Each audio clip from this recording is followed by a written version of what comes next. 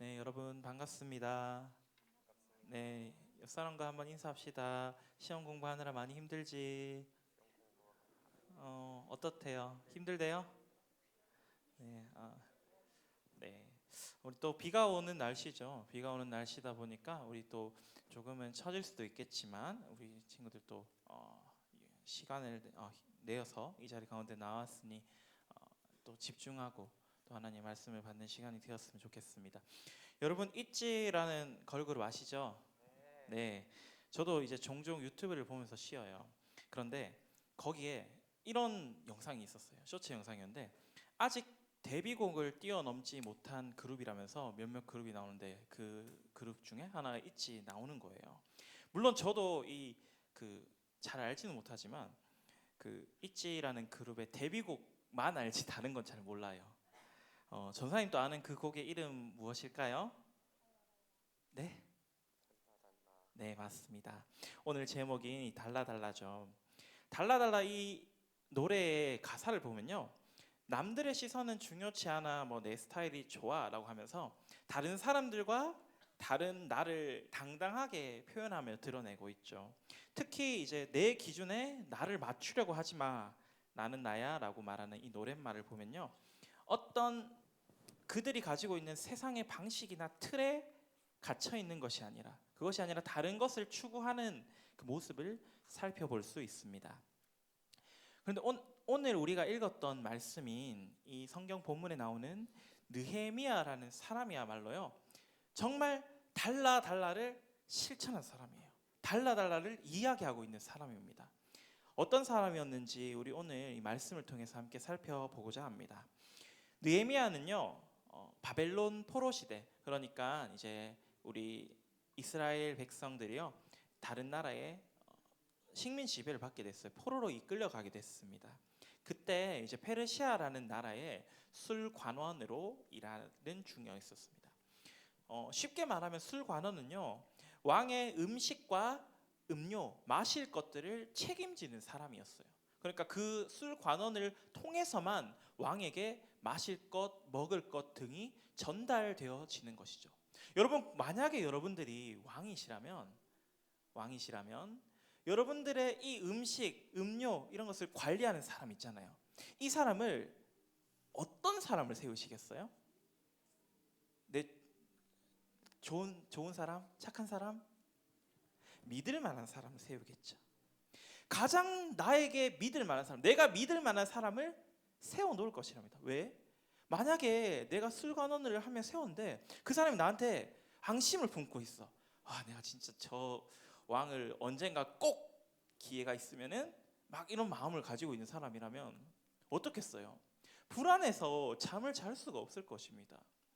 그래서 이 왕의 술관원은 왕이 절대적으로 신뢰하는, 마치 우리 재윤이와 같은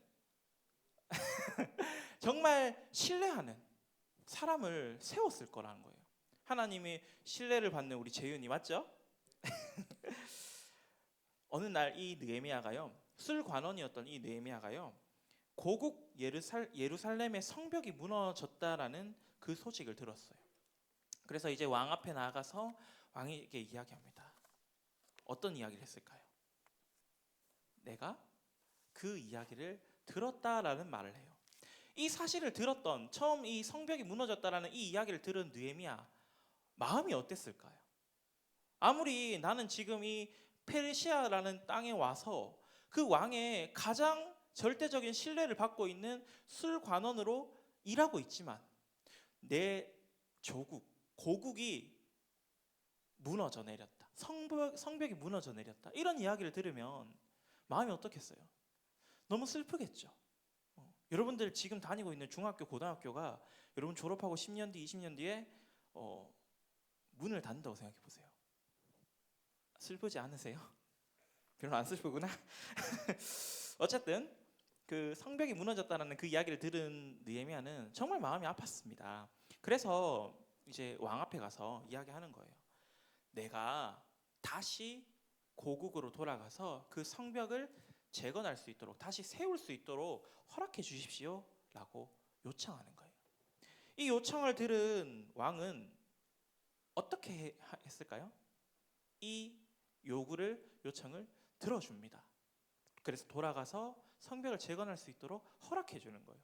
그런데 이 허락하는 것에서만 그치는 게 아니라 이 느헤미야가 고국으로 돌아가서 성벽을 세우려면 혼자서 할 수 있을까요? 못하겠죠. 많은 사람들이 도와줘야 될 거예요. 그래서 그 많은 사람들이 도와줄 수 있도록 칙령을 내려주는 거예요. 왕의 명령을 써주는 겁니다. 내가 이것을 허락해 줬으니까 너희들은 다 느헤미야를 도와서 성벽 짓는 일에 힘써라 라고 말을 써주는 거예요. 또 그것을 할 수 있도록 많은 필요한 자원들도 지원해 주었습니다. 그리고 그를 유다 땅 전체를 다스리는 총독으로 임명해서 보내주었어요. 놀라운 일이죠. 놀라운 일이죠. 이 고국 땅의 성벽이 무너졌다는 이야기를 듣고 슬퍼하면서 하나님 앞에 금식하며 기도했던 느헤미야의 기도를 하나님이 들으시고 그 왕의 마음을 움직여 주신 거예요. 그런 경험을 한 느헤미야는 이제 고국으로 돌아갑니다. 그래서 성벽 재건하는 일에 힘씁니다. 남아있는 이 유다의 백성들과 다시 그 성벽을 쌓기 위해서 열심히 일하죠. 사실 아까 이야기했지만 느헤미야가 왕이 어떤 것으로 임명했다고 했죠? 유다 땅 전체를 다스리는 총독으로 임명을 했어요. 여러분, 총독이라는 자리는 정말 권력 있는 자리입니다. 엄청난 부를 누릴 수 있는 자리입니다. 지금으로 따지면 국무총리 이 정도가 아닐까 싶어요. 여러분, 국무총리면은 이 대한민국이라는 나라의 의전 서열 두 번째, 세 번째 정도 되는 사람이잖아요.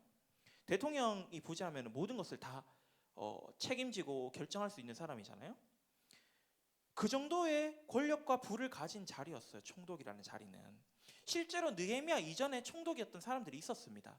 그 사람들은요, 백성들에게서 양식도 빼앗고 은도 빼앗고 여러 많은 재물들을 다 끌어모았어요.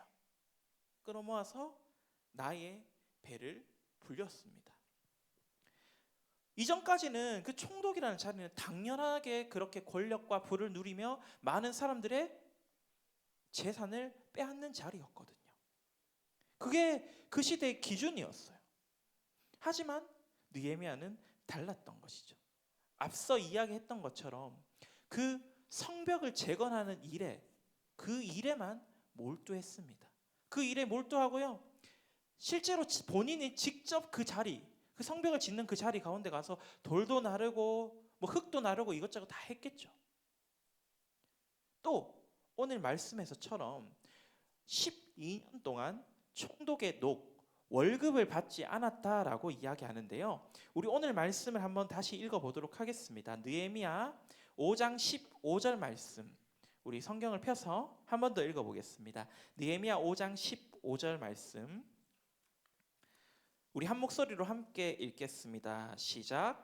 나보다 먼저 있었던 총독들은 백성에게서 양식과 포도주와 또 은 40세겔을 그들에게서 빼앗았고 또한 그들의 종자들도 백성을 압제하였으나 나는 하나님을 경외함으로 이같이 행하지 아니하고. 아멘. 무엇이라 말합니까? 전사님 아까 이야기했던 것처럼 앞서 있었던 사람들은 백성들에게서 많은 재산을 빼앗았어요. 그러나 나는, 느헤미야는 하나님을 경외함으로 이같이 행하지 아니하고. 지금껏 그 총독들이 지켜왔던 기준, 그들의 모습과는 완전히 다른 모습을 보이는 거예요. 그리고 그 모습은 무엇입니까? 하나님을 경외하는, 두려워하며 존경하는 그 사실에 따른 거였어요. 그 모습 때문에 느헤미야가 지금껏 총독들과는 다른 모습으로 살아갈 수 있었던 거죠. 느헤미야는 만일 자신이 그 총독의 월급을 받게 되면요, 백성들이 힘들어질 걸 알았어요. 그 유다 땅에 살고 있는 백성들이 나에게 이 월급을 바치기 위해서 얼마나 더 열심히 일해야 되고 수고해야 하는가를 알았기 때문이죠. 내 조국의 백성들, 내가 믿는 하나님의 백성들이 나의 사리 사욕을 위하여 그렇게 수고하고 애쓰고 힘들어하는 것을 선택할 수 없었던 거예요. 그래서 느헤미야는 세상의 방식과는 다른 길을 선택하는 것이죠. 이 외에도 느헤미야에게는 또 다른 행동이 있었습니다. 다음 절인 우리 느헤미야 5장 16절 말씀 한번 읽어보도록 하겠습니다. 5장 16절 함께 읽습니다. 시작. 도리어 이 성벽 공사에 힘을 다하여 땅을 사지 아니하였고. 아멘. 당시 유다의 상황은 어려웠습니다. 포로국이니까 당연히 어려웠겠죠. 그들은 먹을 것을 구하기 위해서 자신이 원래 가지고 있던 땅이나 포도원처럼 이렇게 일할 수 있는 터전들을 다 팔았어요. 다 팔아야지만 내가 오늘 먹을 양식, 내가 내일 입을 옷들을 구할 수 있었으니까요. 그리고 그 땅들은 누구에게 팔렸을까요? 부자들에게 팔렸겠죠. 이런 총독이나 관리처럼 많은 것을 가지고 있는 사람들이 그 땅들을 다 샀을 거예요. 근데 그 땅을 살 때 비싸게 샀겠어요? 최대한 싸게 살려고 했을까요? 당연히 싸게 살려고 했겠죠. 원래 저점에 매수해서 고점에 파는 게 최대한 왜냐하면 상황을 알잖아요. 이 사람들이 유다 백성들이 자신들이 가지고 있는 땅을 팔아야지만 먹을 것을 먹을 수 있는데 땅보다 더 중요한 게 살아갈 양식이고 먹을 거잖아요. 그래서 그 땅들은 자신들의 부를 축적하기 위해서 부자들이 유다 백성들의 땅들을 다 사들였다는 것입니다. 하지만 느헤미야는 그러지 않았다는 거예요. 이 땅을 나는 사지 아니하였다. 그리고 오히려 어디에? 성벽을 짓는 일, 그것에 더 열중했다, 몰두했다라고 말하는 것입니다. 왜일까요? 느헤미야는요, 자신이 유다 땅으로 온 분명한 목적을 알고 있었기 때문이에요. 느헤미야가 유다 땅에 온 분명한 목적이 무엇이었습니까? 하나님께 기도했던 그대로, 왕에게 요청했던 그대로 성벽을 다시 쌓아 올리는 것이었거든요. 무너진 그 성벽을 다시 쌓아 올리는 것이, 하나님의 일을 하는 것이 느헤미야에겐 중요했던 것입니다. 나의 재산, 나의 부를 축적하고 늘리는 것보다. 이 또한 이전의 총독들과는 달랐죠. 느헤미야는 앞서 살폈던 것처럼 총독의 녹을 거부하고 땅을 사지 않은 것 외에도 자신의 사비를 털어서 매일 자신과 함께 밥을 먹는 사람들을 섬겼습니다. 그것이 하루에 소 1마리, 양 6마리, 닭도 많고 이렇게 엄청난 양이 준비되었다고 해요.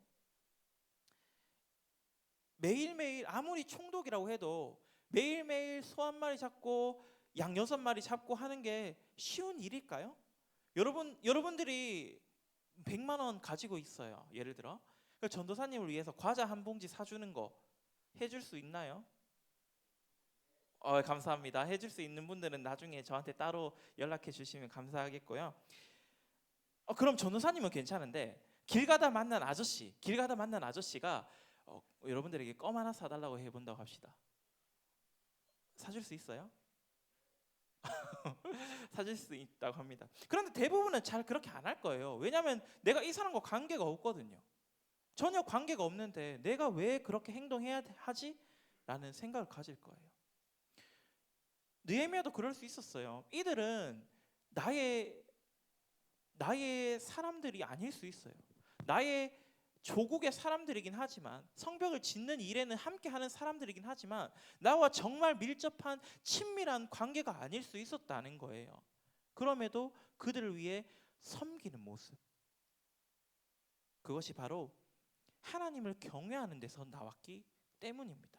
느헤미야는 내 하나님이여, 내가 이 백성을 위하여 행한 모든 일을 기억하사 내게 은혜를 베푸소서라고 이야기하는 거예요. 자신이 행동한 이 모든 것들이 하나님을 경외하기 때문에, 하나님을 존경하며 하나님을 두려워하는 그 마음에 하나님의 일들을 행하는 것입니다. 이제 말씀을 정리하도록 하겠습니다. 바울은 로마서 12장 2절에서 이렇게 말합니다. 너희는 이 세대를 본받지 말고 오직 마음을 새롭게 함으로 변화를 받아 하나님의 선하시고 기뻐하시고 온전하신 뜻이 무엇인지 분별하도록 하라. 하나님을 경외한다라는 것은요, 이 바울의 이야기입니다. 마음을 다하여서 하나님의 선하시고 온전하신 그 뜻이 무엇인지 분별하는 것, 그리고 그 뜻을 따라 살아가는 것입니다.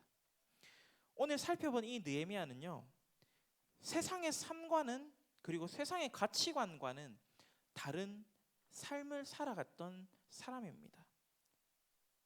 많은 사람들이 그렇게 행해오던 방식과는 전혀 다른 모습으로 살아간 사람입니다.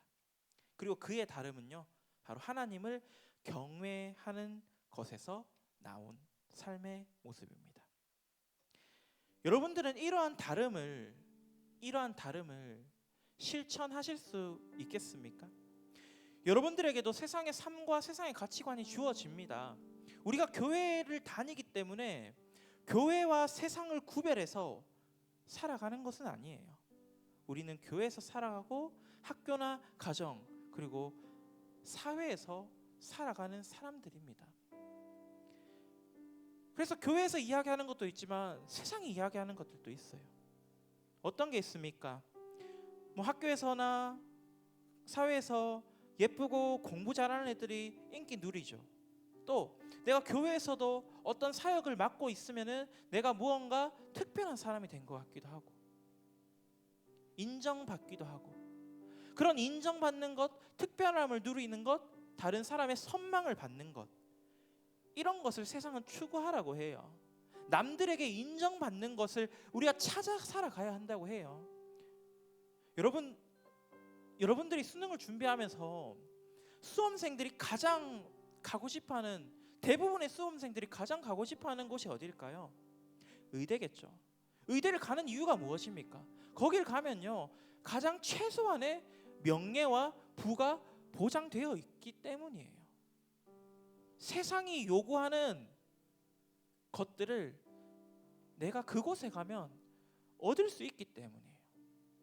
그래서 세상의 많은 부모님들이 내 자식 의대 보내려고, 내 자식 무엇인가 더 명예로운 일을 할 수 있도록 힘쓰는 거예요. 여러분도 그럴 수 있죠. 학생들도 그럴 수 있죠. 부모님의 그 의견만 따릅니까? 부모님이 그렇게 학원 보내기 때문에 그 학원에서 열심히 공부하는 것입니까? 아니요. 나도 그 의대를 가면, 나도 좋은 학교, 좋은 학과에 들어가면 세상의 부와 명예를 누리며 살 것을 알기 때문이에요. 그 세상의 삶의 가치관을 알기 때문에 내가 그것을 바라보고 행동하며 사는 거예요. 또 세상에는 많은 편한 방식들이 있죠. 쉬운 길이 있죠. 남들도 다 그렇게 해라는. 사회에 나가면은 세상의 관습들 얼마나 많은지 몰라요. 어떤 일들을, 어떤 행사나 사건이나 이런 것들을 할 때, 회사에서 할 때 500만 원을 들였다. 그럼 실제로 그 금액이 500만 원이 아닌 경우가 많아요. 500만 원보다 더 적은 금액이 행사금으로 쓰이지만 그 중에 일부분은 다시 자신의 주머니로 돌아오는 그런 일들이 세상에 비일비재해요. 왜? 그게 그냥 관습이거든요. 그게 당연한 거거든요. 또 여러분들도 학교에서 수행평가 준비하고 할 때 내 스스로 해내야 되는 거지만 친구들과 함께 한다고, 친구들 것을 같이 해서 낸다고 문제가 있습니까? 다 그렇게 하잖아요. 그런데 느헤미야가 이 총독의 녹을 포기했던 것처럼, 그리고 성벽 재건에 힘썼던 것처럼 여러분들도 그런 세상의 일들을 포기하는 것, 정말 하나님 보시기에 올바르고 완벽한 안전한 일을 위하여서 나아가실 수 있겠냐라는 것입니다. 세상의 관습들을 포기하고 나는 세상과 다르다는 것을 외치실 수 있으신가요? 예수 믿는 사람의 달라는 세상의 기준과 다른 삶입니다. 하나님을 경외함으로 인간의 시선과 이익이 아니라 하나님의 뜻을 따라 살아가는 것. 비록 그것이 때로는 나를 희생하는 일일 수 있어요. 내가 당연히 가져야 하는 것을 잃어버리는 일일 수 있어요. 그러나 그 일들이 하나님의 공의를 위한, 하나님의 일하심을 위한 것이라면 그렇게 행동하는 것이 바로 예수 믿는 사람들의 다른 모습이라는 것입니다. 그 진정한 이 다른 삶, 달라 이 삶을 실천하며 살아낼 수 있는 우리 사랑하는 파워거든부 친구들이 되기를, 그리고 이 자리 가운데 함께 하시는 우리 사랑하는 성도님들이 되시기를 간절히 기도합니다. 이제 우리 함께 찬양하며 나아가도록 하겠습니다. 우리 함께 찬양합니다.